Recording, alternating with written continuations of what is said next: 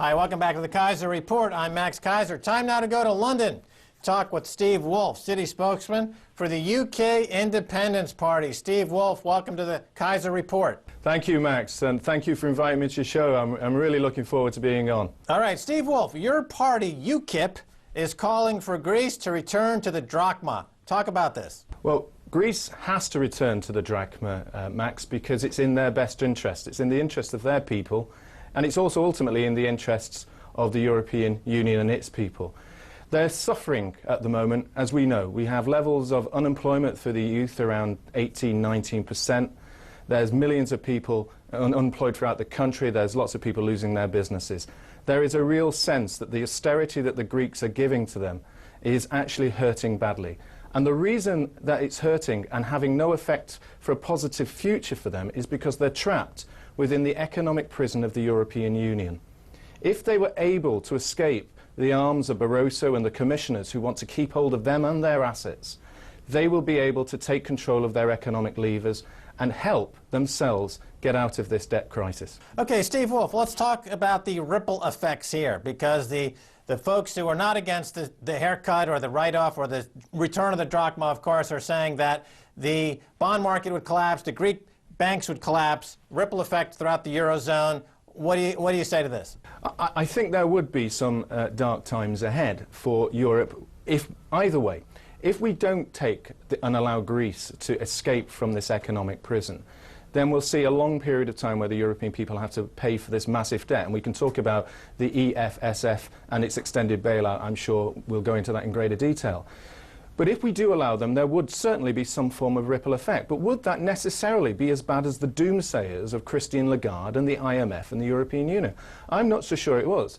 What we're doing is, when we're hearing them say Europe will collapse into a mess, they are trying to scare us into not doing something that we should be allowing Greece to do, which is give them their freedom.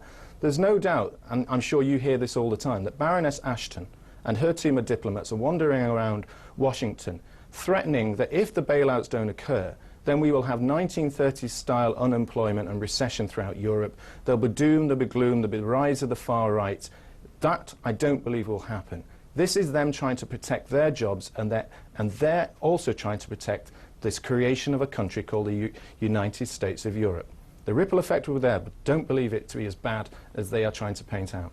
Steve Woolfe, can people point to Iceland and say that, well, you know, they basically defaulted, they took their medicine, 2 years later they're now growing?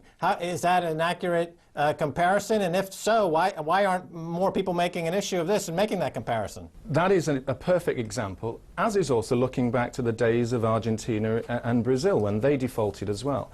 They were given the opportunity to take hold of their economic levers. And let's look at the positive things that could happen for Greece.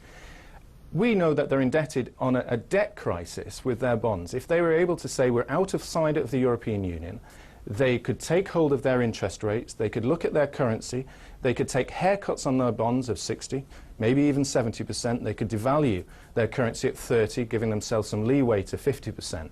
This would encourage other businesses to come to Greece. Certainly would encourage those who are tourists from the UK going to Greece, if you've ever seen the prices in the holiday resorts in Greece at the moment. But also look at the very important positive factors of the Greek economy. Greece has assets, and some of those assets that aren't coming out into the public domain are their oil and gas reserves. We have received reports that only a few years ago, 7 Scandinavian companies were offering around 250 billion for the gas assets that are outside Crete, etc.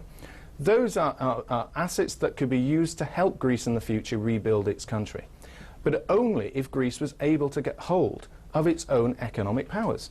It can't do it whilst it's trapped within the European Union. Let's talk about the UK for a second, because the UK did not join the euro, and people are saying that they're insulated from the euro crisis. However, the banks in the UK own much of this toxic debt from continental Europe.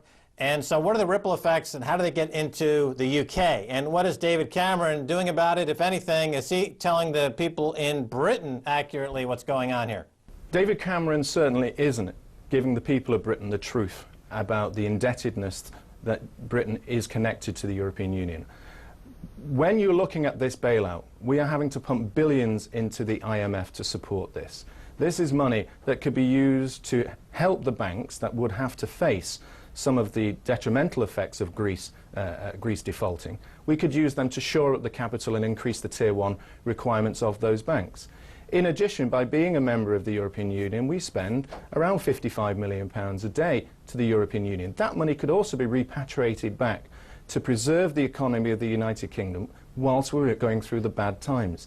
David Cameron doesn't want to let the public know that we are contributing to these bailouts through other means, such as the IMF, and he doesn't want us to know the true effect of what would happen if Greece was to bail out, or the opportunities for Greece, because to do so would endanger this project of being in the European Union. The crisis is unwinding in real time, and leaders appear to be paralyzed. Every talking shop leads to another talking shop.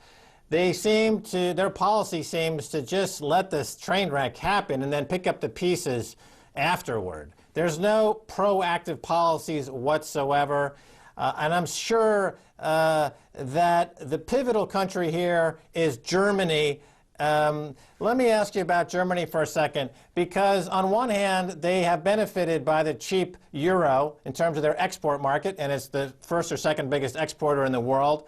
On the other hand, if there's a huge consolidation due to a collapse, that'll most likely be run through Berlin. So they really are playing two sides of the aisle here. Is Germany, how do you see Germany in all this? As a kind of a hapless bystander to a calamity that no one saw coming? Or are they more behind the scenes orchestrating something here? Well, I'm not sure that we can be safely certain that anyone's orchestrating this behind. I mean, I think you have to turn around to go to Horst Köhler, who was the former German finance minister, in 1992, when he said that the southern countries would not be bailed out by the northern countries. This is not what the euro was about. But actually, that is what the people of Germany believed. They never believed that their hard work or the taxes would be used to bail out any country that allowed themselves to get into substantial debt. They didn't also believe that we were going to have a country called the United States of Europe. So what you're seeing in Germany is a realization that for many of them, like many of us in the United Kingdom and the rest of Europe, have been fooled by a political class who have one agenda. If you take some of the polls that happened over the weekend, as UKIP have read and I've seen have been published, 48% of Germans now would start supporting a Eurosceptic party, i.e. one of those that believes they should get out of the European Union. But you have to ask yourself, why are they doing that? They don't want to see the danger of the bailouts affecting their country. They don't want to see their lifestyles affected in the same way. They know that if they put debt upon debt to build more debt, which is effectively what this new bailouts from the EFSF is, it's a country default scheme. It's a large Ponzi scheme of debt derivatives. They don't want to be part of that because they know ultimately it will be Germany that is on the line. Their lives are on the line, and their businesses and unemployment could rise. They've seen it before. They don't want it to happen again. All right, you talked about this Ponzi scheme, and of course, the global center of the financial Ponzi scheme is London. They've got the weakest regulatory environment, the most hedge funds, the most corrupt bankers. They're the ones who are really making a market in fraud most prominently throughout the world. And they have a stake in perpetuating this global Ponzi scheme and fraud. Otherwise, the entire city of London goes away, more or less, and they go back to being a utility bank of making simple loans and no more flashy Christmas bonuses or champagne parties anymore. Is David Cameron basically just completely in the pocket of the banksters at this point, and there's no hope for any accountability at all in the City of London? Well, I don't think that David Cameron can be seen to be a supporter of the banks in the United Kingdom, or indeed the financial services industry as a whole. But let me just cut in here for a second, because during the recent looting episodes in the UK, Cameron's out there castigating the looters, while at the same time he is petting and grandizing all of the looting bankers. He seems to be talking out of both sides of his mouth. I mean, either he believes in looting as a business model for his country, or he's against looting. He has to pick one or the other. The UKIP, I would imagine, has a position. What's UKIP's position? Well, UKIP's position on the financial services industry in the UK is very clear. We must support one of our most important industries. Max, let's get some facts on this. Not everybody in the financial services industry in the United Kingdom are the rich bankers. There are 1.1 million people employed in this industry in places like Chester and Leeds, in Edinburgh, going down to Cardiff. These people are not earning the £1 million a year. They're actually earning safer salaries of around £20,000 to £25,000. These are the people that are going to get affected when Europe introduces financial transaction tax. We don't think about them. What happens here in the UK is we focus ourselves on about 1,000 to 2,000 seriously wealthy people, many of them employed by banks, some of them who have indeed done bad things, if we look at the ex-chairman of the OBS, for example. But that can't be applied to the whole of the industry as a whole. So UKIP is supporting them, whilst at the same time we don't support those who commit blatant fraud, who go out and commit serious crime. And that's why when you look at the offences that were occurred by the looters in the streets around the country, is you can't allow that sort of looting to happen with the purposes that they were intended. It wasn't about a political statement. They were simply out to try and steal from shops. And that would apply equally. Or give them a banking license and have them work at Goldman Sachs or Barclays or HSBC and boost the GDP of the UK, because it's a country built on banking fraud. But let me jump to a tweet I got from the Max Kaiser Twitter account.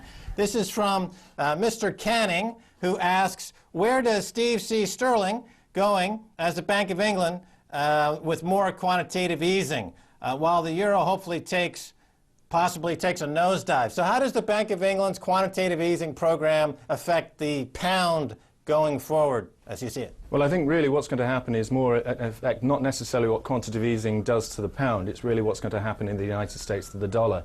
I suspect that whatever quantitative easing we try and do in the United Kingdom isn't really going to have a great effect. We will see the potential of inflationary issues going down in the future, and we must be deeply concerned about that. But really, we're caught between other sides. It's really what's going to be coming out of the United States and what's happening in Europe. We're trying our best, but we're still caught within this economic trap and this danger that faces us from Europe. All right, Steve Woolfe, that's all the time we have. Thanks so much for being on the Kaiser Report. Max, it's been my pleasure. Thank you very much. Take care. And that's going to do it for this edition of the Kaiser Report with me, Max Kaiser, and Stacey Herbert. I want to thank my guest, Steve Woolfe.